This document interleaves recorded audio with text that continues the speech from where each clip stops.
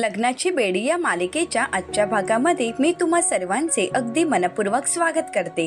आजच्या भागामध्ये आपल्याला पाहायला मिळतं सिंधूने मधूला बांधून ठेवलेलं असतं, तर मधू म्हणू लागते, हे काय करते सिंधू, प्लीज मला सोड। परंतु आता सिंधू मधूचं काही ऐकून न घेता तिच्याजवळ दुर्लक्ष करते आणि त्यानंतर ती सावीची काळजी घेत असते। आता सिंधूने मधूच्या नाकावर टिचून तिच्या समोरच सावीची काळजी घ्यायला सुरुवात केलेली असते। आता मात्र मधूचा खूप जळफळाट होत असतो। मधू ही स्वतःला सोडवण्याचा प्रयत्न करत असते आणि ती मोठमोठ्याने सर्वांची मदत मागण्याचा प्रयत्न करू लागते। प्लीज हेल्प असं ती बोलू लागते, परंतु तिची मदत करायला कोणीही तिथे येत नाही। आता मात्र मधू म्हणू लागते, कोणीच कसं येत नाहीये, माझा आवाज कोणापर्यंत का जात नाही। तर दुसरीकडे पाहायला मिळतं राघवने सिंधूला सांगितल्याप्रमाणे सर्वांनाच त्याने गुंतवून ठेवलेलं असतं। आता राघव सर्वांना फिटनेसचं ट्रेनिंग देण्यासाठी बाहेर घेऊन आलेला असतो आणि म्हणू लागतो, सर्वांनाच आत्मसंरक्षणासाठी फिटनेसची खूप गरज आहे आणि या मुलीशी सामना करायचा असेल तर तुम्हा सगळ्यांचं फिटनेस अगदी योग्य असणं खूप महत्त्वाचं आहे आणि म्हणूनच मी आज तुम्हा सर्वांना ट्रेनिंग देणार आहे। तर रुक्मिणी काकू राघवला म्हणू लागतात, अगदी बरोबर, त्या मुलीला या घराबाहेर काढणं खूप महत्त्वाचं आहे आणि तू म्हणतोयस तेही योग्य आहे। आम्हा सगळ्यांना फिटनेसची खूप गरज आहे। राघव म्हणतो, म्हणूनच आज मी तुम्हा सर्वांना फिटनेसचं ट्रेनिंग देणार आहे। आता मी ज्याप्रमाणे स्टेप सांगेन त्याचप्रमाणे तुम्हाला करायचे आहेत। आता राघव त्या सर्वांना फिटनेसचं ट्रेनिंग देत असतो, तर दुसरीकडे सिंधूने तर मधूची चांगलीच फजिती केलेली असते। आता सिंधू ही सावीसोबत वेळ घालवत असते, तर इकडे मधू ही स्वतःला सोडवून घेण्याचा प्रयत्न करत असते। आता सिंधूच्या नकळतच मधू स्वतःची सुटका करून घेण्याचा प्रयत्न करते।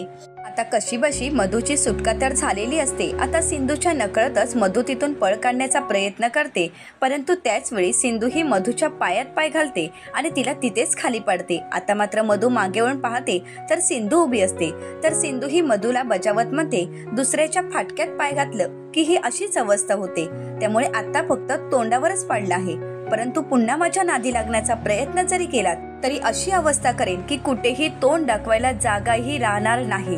ही गोष्ट कायम लक्षात ठेवायची। आता सिंधूने मधूला चांगलंच आपटलेलं असतं। आता मात्र सिंधूचा तो अवतार पाहून मधू घाबरून तिथून पळ काढते।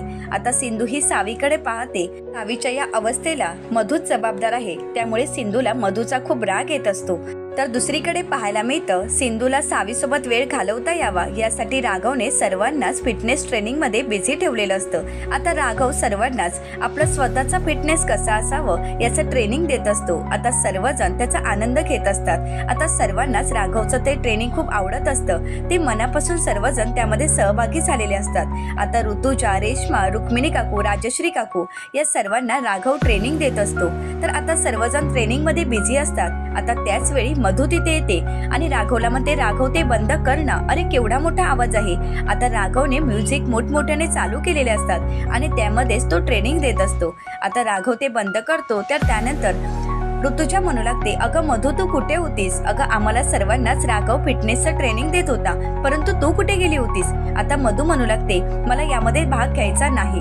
तर ऋतुजा म्हणते, अगं बघ ना, खरंच खूप मज्जा येते, आम्हाला सुद्धा खरंच मज्जा आली। ऋतुजा म्हणते, हो का, परंतु मी केव्हापासून तुम्हाला हाका मारत आहे, तुम्हाला ऐकू येत नाही का? रुक्मिणी काकू म्हणतात, अगं तू हाका मारले अशी, परंतु एवढ्या मोठ्या आवाजात ऐकू कसं येणार? का, काय झालंय, बोल ना, तू एवढी का घाबरलीस आणि तुला काय सांगायचं आहे? तर मधू सर्वांना म्हणू लागते की मला हेच सांगायचं आहे की ती कृष्णा सावीच्या रूम मध्ये गेली आहे। आता हे ऐकल्यानंतर सर्वांनाच धक्का बसतो। रुक्मिणी काकू विचारतात, काय, ती सावीच्या रूम मध्ये गेली आहे? तर मधू म्हणते की हो, आता मी स्वतःहून पाहिलं आहे की ती सावीच्या रूम मध्ये आहे। तर राजश्री काकू म्हणू लागतात, ती सावीच्या रूम मध्ये जाऊच कशी शकते? मी तर तिला बजावलं आहे की यापुढे सावीच्या आसपासही फिरकायचं नाही, तरी सुद्धा तिने माझं काही ऐकून न घेता ती पुन्हा सावीच्याच रूम मध्ये गेली आहे। आता मात्र मी तिला सोडणार नाही। तर आता सर्वजण म्हणतात की हो, आता आपण जाऊन बघायलाच हवं। आता मात्र राघव म्हणतो, हे कसं शक्य आहे, मलाही यावं लागेल असं म्हणत राघव त्यांच्या सोबतच सावीच्या रूम मध्ये येतो। आता सर्वजण सावीच्या रूम मध्ये येतात, तर मधू म्हणू लागते, ही बघा, ही इथेच बसली आहे, परंतु तिथे सिंधू नसते। आता मात्र सर्व धक्क्यानेच मधूकडे पाहू लागतात आणि मधूला विचारतात, तू कोणाला दाखवत आहेस, इथे तर कृष्णा नाहीच आहे। तर मधू म्हणू लागते, काय, आता तर ती इथेच बसली होती आणि हो, ती इथे सावीसोबत गप्पा मारत होती, तर त्यानंतर तिने गप्पा मारायला मिळाव्यात यासाठी ह्या खुर्चीला मला बांधूनही ठेवलं होतं आणि इथे असलेले हेडफोन तिने माझ्या कानाला लावले होते, मी खरंच सांगत आहे। आता मात्र सिंधू तिथे नसल्यामुळे कोणाचाच मधूवर विश्वास बसत नाही। तर सर्वजण म्हणू लागतात मग ती इथे होती तर आता गेली कुठे?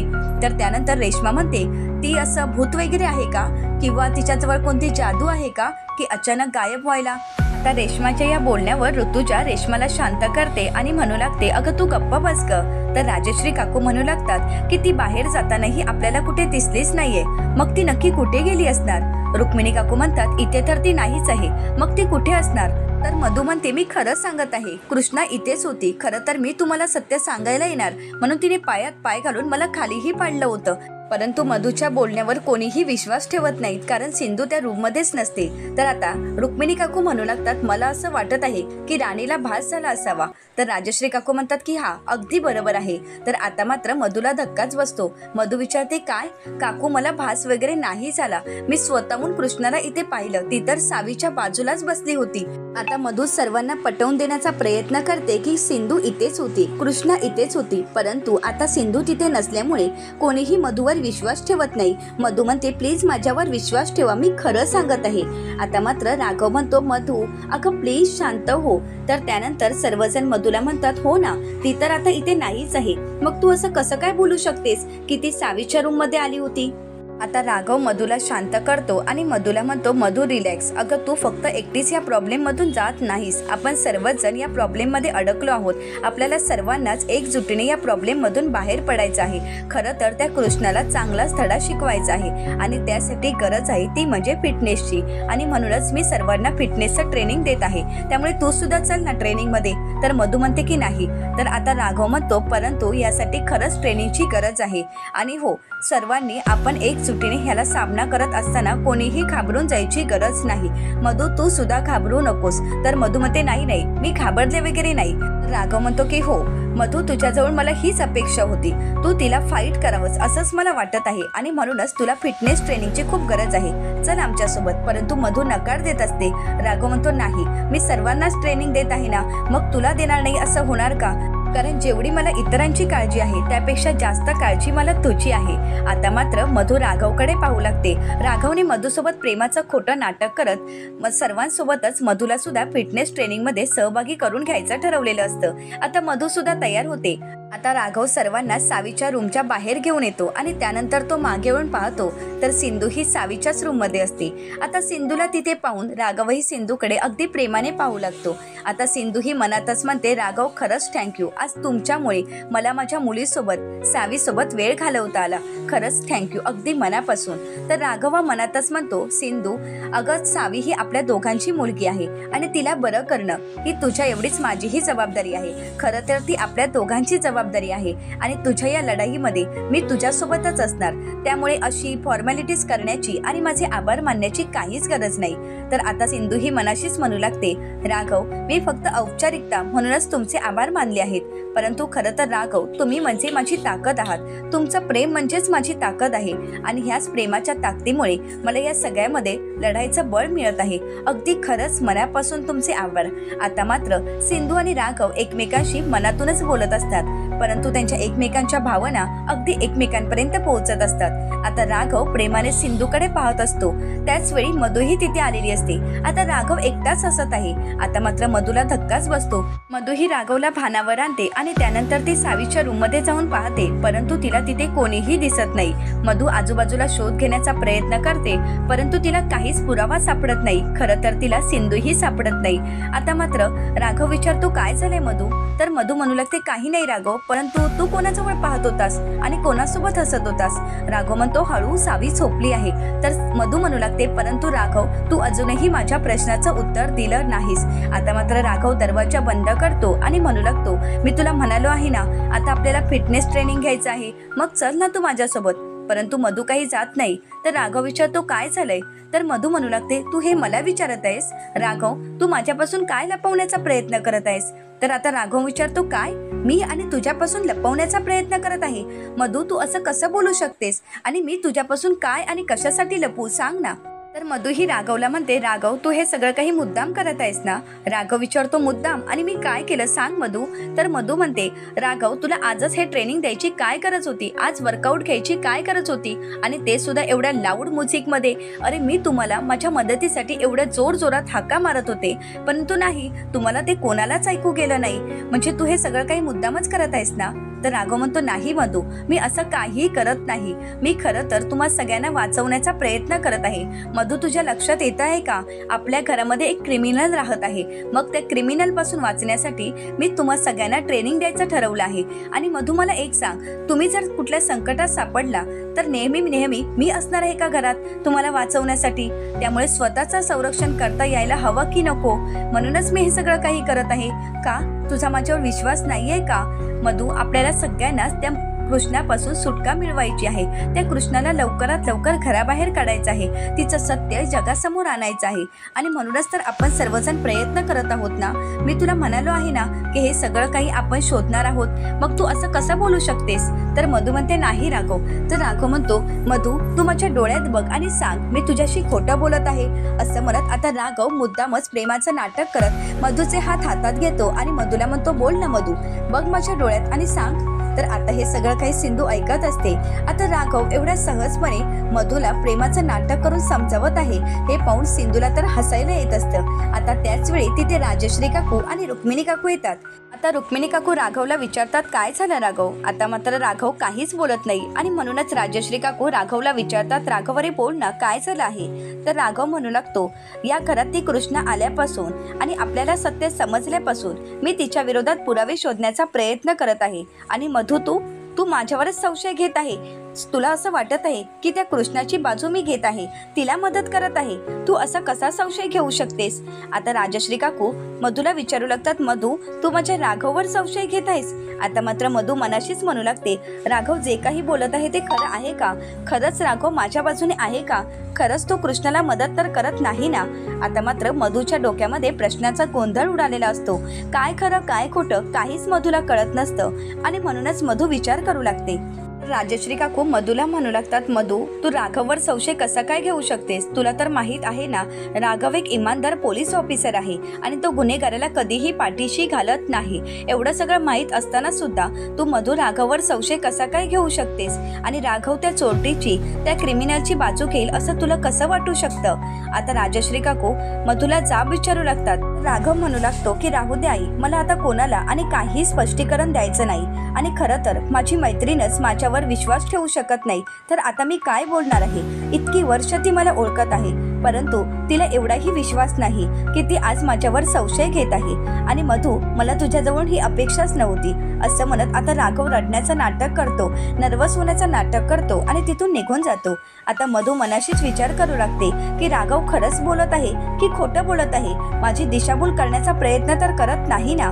तर आता रुक्मिणी काकू मधुला म्हणतात, राणी अगं तू राघववर संशय कसा काय घेऊ शकतेस? अगं राघव तर आपल्यासाठी हे सगळं काही करत आहे.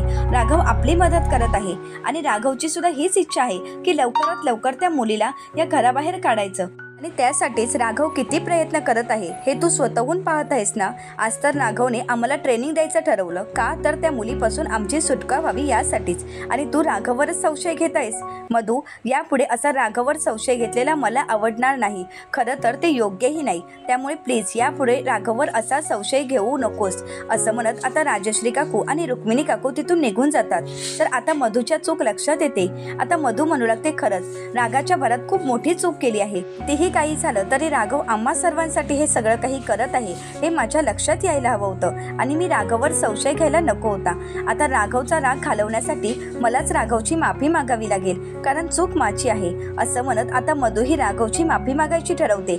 दुसरीकडे पाहायला मिळतं राघव फ्रेश होऊन आलेला असतो. आता त्याच वेळी सिंधू ही राघवच्या रूम मध्ये जाते आणि टाळ्या वाजवतच राघवचं कौतुक करत म्हणते, वा वा पतिदेव, किती छान ऍक्टिंग केली तुम्ही. आता मात्र राघव खुश होतो आणि म्हणू लागतो, खरंच आवडली? तर त्यानंतर राघव म्हणतो, मग मी एक पोलीस ऑफिसर आहे. तर सिंधू म्हणू लागते, तुम्ही एक काम करा ना, ही ती पोलीसची नोकरी वगैरे आहे ना ती सोडून द्या आणि ऍक्टिंग मध्येच काम करायला घ्या.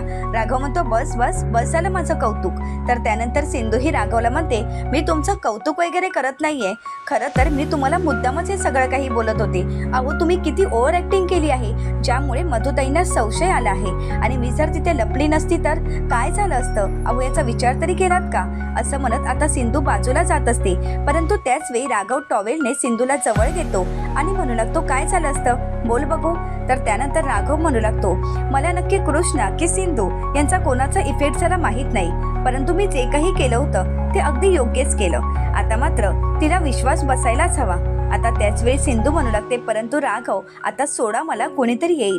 राघव म्हणतो, येऊ देत ना, कोणीही आलं तरी चालेल, मी काही तुला सोडणार नाही. सिंधू म्हणते, राघव अहो अचानक जर कोणी आलं तर? राघव म्हणतो, येऊ देत. आता मात्र त्याच वेळी मधू ही राघवच्या रूमजवळ आलेली असते. आता राघवचा ती दरवाजा उघडण्याचा प्रयत्न करते, परंतु राघवने दरवाजाला कडी घालून घेतलेली असते. आता मधू ही दरवाजा वाजवत राघवला आवाज देत म्हणते, राघव अरे दरवाजा उघड ना प्लीज. परंतु राघव काही दरवाजा उघडत नाही. तर सिंधू ही राघवला म्हणू लागते, अहो मधुताई आले आहेत आणि त्या जर आतमध्ये आल्यात तर राघव म्हणतो, येऊ देत ना, मी कुठे नाही म्हणालो, ती आली तर आली, मला काही फरक पडत नाही. तर आता मधू ही राघवला आवाज देत म्हणते, राघव अरे प्लीज दरवाजा उघड, मला तुला हट करायचं नव्हतं, प्लीज माझं ऐकून घे ना. तर आता राघव नाटक करत म्हणतो, मधू तू प्लीज इथून निघून जा, मला तुझं काही ऐकून घ्यायचं नाही. तर मधू म्हणू लागते, राघव प्लीज प्लीज माझं एकदा तरी ऐकून घे, आणि प्लीज मी तुझी खरंच मनापासून माफी मागत आहे. आता मात्र मधूचे ते माफी मागण्याचं नाटक पाहून राघव आणि सिंधूला तर हसायलाच येत असतं. आता सिंधू ही राघवला म्हणत असते, राघव प्लीज मला सोडा, मधुताई कधीही आतमध्ये येऊ शकतात. तर आता मधू म्हणते, राघव प्लीज दरवाजा उघड ना. तर राघव म्हणू लागतो, मधू मी तुला सांगितलं ना मला तुझ्याशी बोलायचं नाही, त्यामुळे प्लीज तू इथून निघून जा. आणि तू माझ्याशी बोलायला आलीस आणि रागाच्या मरात मी जर तुला काही वेडवाकडं बोललो तर मात्र मी जबाबदार राहणार नाही. तर मधू ही राघवला म्हणू लागते, राघव तू माझ्यावर राघव ओरड, मला हवं ते बोल, परंतु प्लीज माझ्याशी असा अबोला धरू नकोस, प्लीज राघव माझ्याशी बोल ना. परंतु राघव काही दरवाजा उघडत नसतो. तर मधू म्हणू लागते, राघव तू जर दरवाजा उघडला नाहीस तर आता मीच आतमध्ये येणार.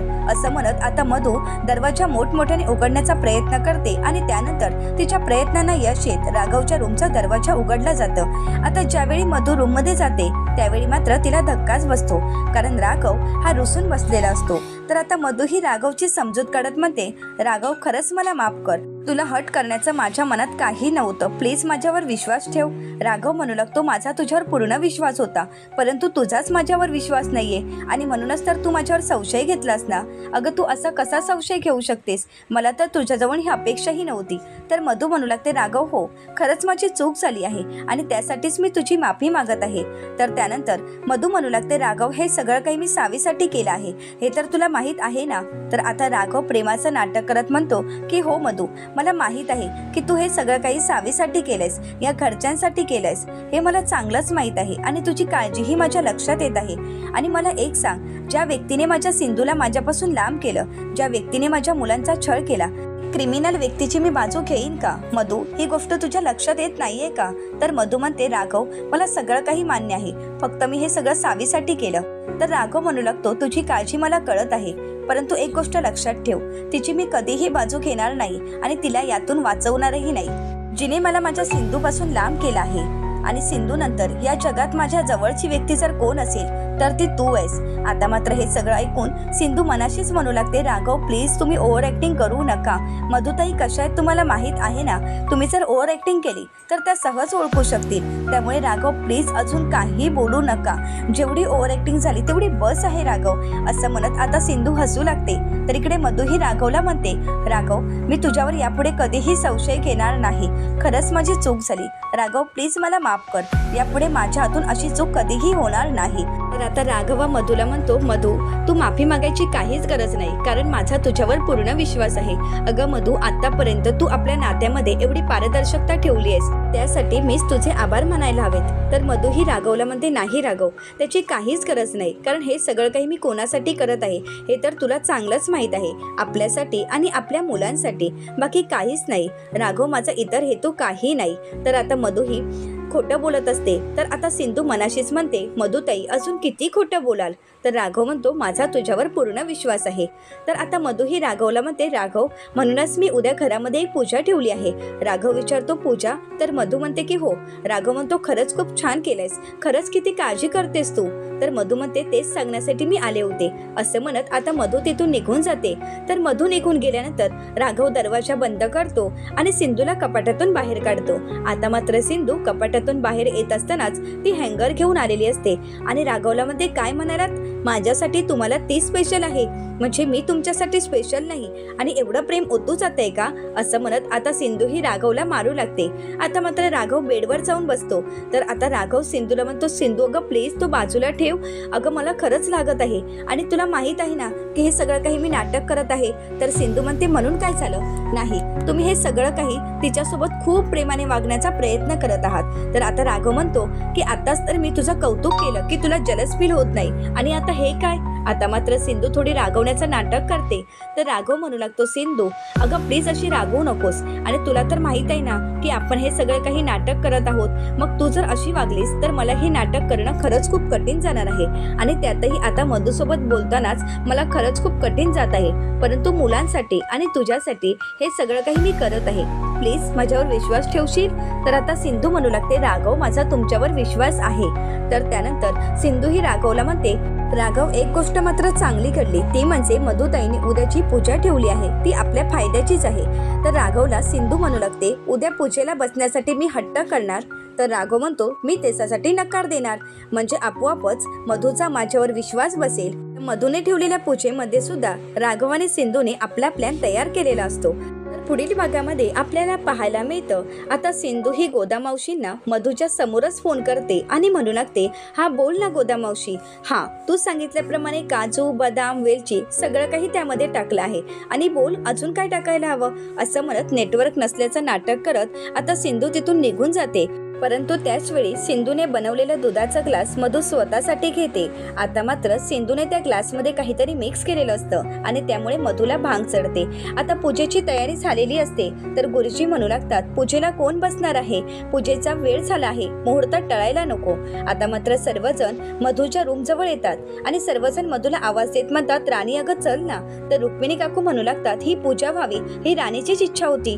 परंतु आता मधूला चांगलीच भांग चढलेली असते. तर आता सिंधू मनाशीच म्हणू लागते, काकू मला माफ करा, परंतु तुमची ही इच्छा पूर्ण आज होणार नाही. आता सिंधूने मधूचाच प्लॅन मधूवर उलटवलेला असतो. आता मधूला धडा शिकवण्यात सिंधू यशस्वी ठरेल का आणि आता या पूजेचा मान सिंधूला मिळेल का, हे पाहणं अतिशय रंजक ठरणार आहे. अशाच मालिकेचे नवनवीन अपडेट पाहण्यासाठी चॅनलला नक्कीच सबस्क्राईब करा. आजचा व्हिडिओ तुम्हाला कसा वाटला हे कमेंट करून नक्कीच कळवा आणि आजचा व्हिडिओ जर तुम्हाला आवडला असेल तर व्हिडिओला लाईक करायला विसरू नका.